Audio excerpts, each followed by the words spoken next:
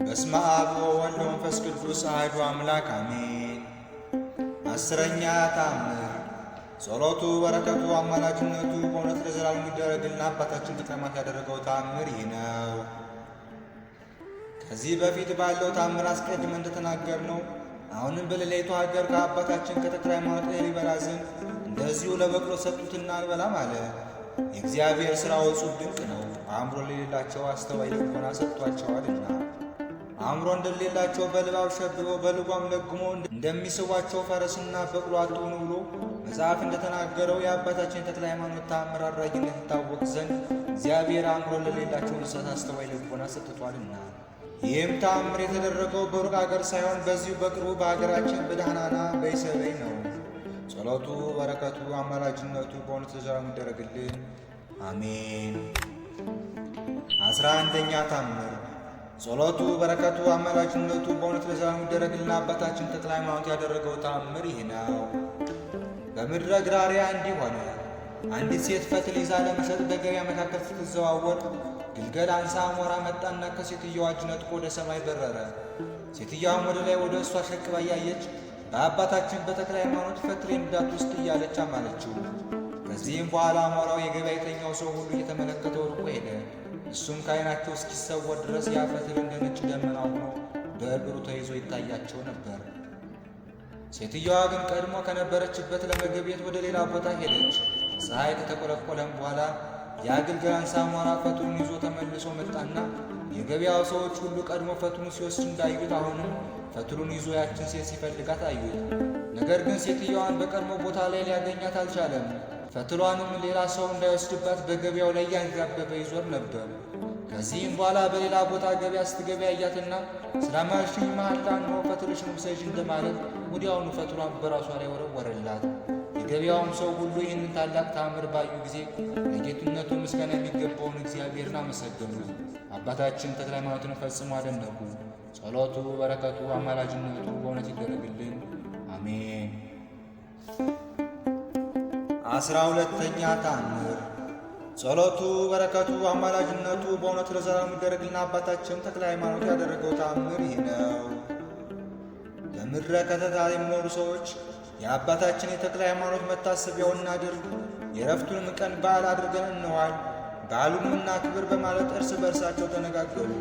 በዚህም ምክር ሁሉም ተባብረው እኩሌቶቹ በዓሉን ሲያከብሩ፣ እኩሌቶቹ ግን ወደ እርሻቸው ተሰማርተው ሲሰሩ አሉ። በዚህችም ዕለት ይኸው ነሐሴ 24 የአባታችን የዕረፍቱ የመታሰቢያ ዕለት ታላቅ ዝናብ መጥቶ በዕለቱ በሚሰሩ ሰዎች አዝመራ ላይ የበረዶ ድንጋይ ወረዳ መሬቱንም ምንም አይነት እንዳልበቀለበት አልፎ አዝመራቸውን አጠፋባቸው። መታሰቢያውን የሚያደርጉትን ሰዎች መሬት ግን ለይቶ በረዶ አዝመራቸውን አላጠፋባቸው።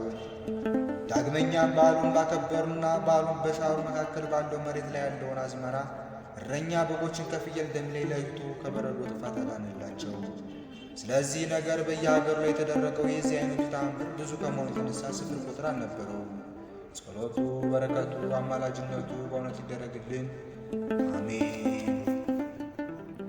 13ኛ ተአምር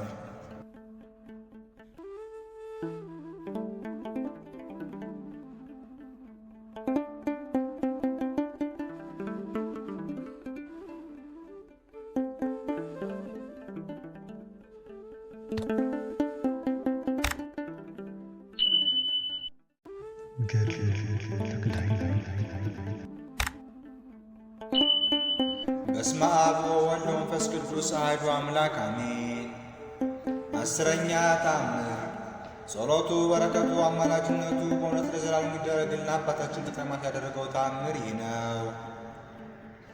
ከዚህ በፊት ባለው ተአምር አስቀድመን እንደተናገርነው አሁንም በሌላይቱ ሀገር ከአባታችን ከተክለ ሃይማኖት እህል ይበላ ዘንድ እንደዚሁ ለበቅሎ ሰጡትና አልበላም አለ። የእግዚአብሔር ሥራው እጹብ ድንቅ ነው።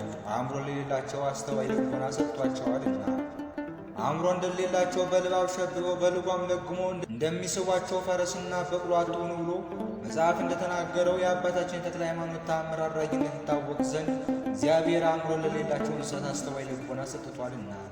ይህም ተአምር የተደረገው በሩቅ አገር ሳይሆን በዚሁ በቅርቡ በአገራችን በዳህናና በይሰበይ ነው። ጸሎቱ በረከቱ አማላጅነቱ በእውነት ለዘላለሙ ይደረግልን፣ አሜን። 11ኛ ተአምር ጸሎቱ በረከቱ አማላጅነቱ በእውነት ለዘላለሙ ይደረግልን። አባታችን ተክለ ሃይማኖት ያደረገው ተአምር ይህ ነው። በምድረ ግራርያ እንዲህ ሆነ። አንዲት ሴት ፈትል ይዛ ለመሸጥ በገበያ መካከል ስትዘዋወር ግልገል አንሳ አሞራ መጣና ከሴትየዋ እጅ ነጥቆ ወደ ሰማይ በረረ። ሴትየዋም ወደ ላይ ወደ እሷ ሸቅባ እያየች በአባታችን በተክለ ሃይማኖት ፈትሌን እንዳትወስድ እያለች አማለችው። ከዚህም በኋላ አሞራው የገበያተኛው ሰው ሁሉ እየተመለከተው ርቆ ሄደ። እሱም ከዓይናቸው እስኪሰወር ድረስ ያ ፈትል እንደ ነጭ ደመና ሆኖ በእግሩ ተይዞ ይታያቸው ነበር። ሴትየዋ ግን ቀድሞ ከነበረችበት ለመገብየት ወደ ሌላ ቦታ ሄደች። ፀሐይ ከተቆለቆለም በኋላ ያ ግልገል አንሳ አሞራ ፈትሉን ይዞ ተመልሶ መጣና የገበያው ሰዎች ሁሉ ቀድሞ ፈትሉን ሲወስድ እንዳዩት አሁንም ፈትሉን ይዞ ያችን ሴት ሲፈልጋት አዩት። ነገር ግን ሴትየዋን በቀድሞ ቦታ ላይ ሊያገኛት አልቻለም። ፈትሏንም ሌላ ሰው እንዳይወስድባት በገበያው ላይ ያንዣበበ ይዞር ነበር። ከዚህም በኋላ በሌላ ቦታ ገበያ ስትገባ ያያትና ስላማልሽኝ መሐላ እንሆ ፈትልሽን ውሰጂ እንደማለት ወዲያውኑ ፈትሏን በራሷ ላይ ወረወረላት። የገበያውም ሰው ሁሉ ይህንን ታላቅ ተአምር ባዩ ጊዜ ለጌትነቱ ምስጋና የሚገባውን እግዚአብሔርን አመሰገኑ። አባታችን ተክለ ሃይማኖትን ፈጽሞ አደነቁ። ጸሎቱ በረከቱ አማላጅነቱ በእውነት ይደረግልን፣ አሜን። 12ኛ ተአምር ጸሎቱ በረከቱ አማላጅነቱ በእውነት ለዘላለሙ ይደረግልን። አባታችን ተክለ ሃይማኖት ያደረገው ተአምር ይህ ነው።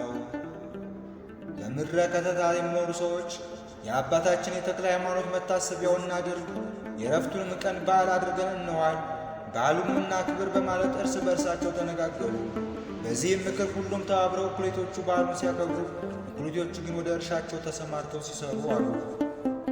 በዚህችም ዕለት ይኸው ነሐሴ 24 የአባታችን የዕረፍቱ የመታሰቢያ ዕለት ታላቅ ዝናብ መጥቶ በዕለቱ በሚሰሩ ሰዎች አዝመራ ላይ የበረዶ ድንጋይ ወረዳ መሬቱን ምንም አይነት እንዳልበቀለበት አልፎ አዝመራቸውን አጠፋባቸው። መታሰቢያውን የሚያደርጉትን ሰዎች መሬት ግን ለይቶ በረዶ አዝመራቸውን አላጠፋባቸውም። ዳግመኛም በዓሉን ባከበሩና በዓሉን በሻሩ መካከል ባለው መሬት ላይ ያለውን አዝመራ እረኛ በጎችን ከፍየል ደም ላይ ለይቶ ከበረዶ ጥፋት አዳነላቸው። ስለዚህ ነገር በየሀገሩ ላይ የተደረገው የዚህ አይነቱ ተአምር ብዙ ከመሆኑ የተነሳ ስፍር ቁጥር አልነበረውም። ጸሎቱ በረከቱ አማላጅነቱ በእውነት ይደረግልን፣ አሜን። 13ኛ ተአምር